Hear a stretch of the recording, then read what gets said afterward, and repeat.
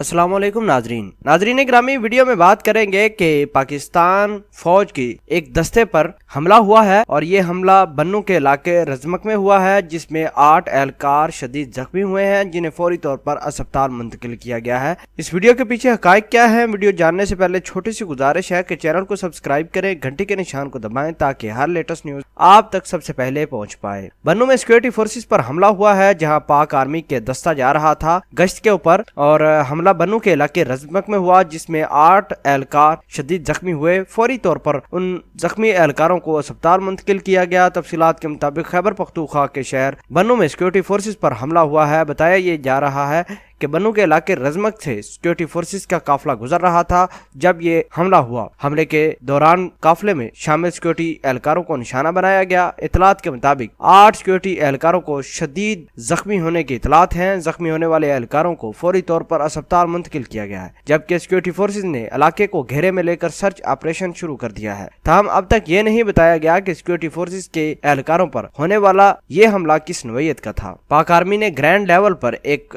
Operation शुरू किया है और इस ऑपरेशन के दौरान मुतादिद घरों की तलाशी भी ली जा रही है। मुख्तलिफ किस्म के चेक पॉइंट्स बनाकर वहां लोगों की तलाशी ली जा रही है। नाजरीन, इस खबर के हवाले से आप क्या कहते हैं, कमेंट सेक्शन में अपना इजहार ख्याल जरूर पोस्ट कीजिएगा। जज़ाकल्लाह।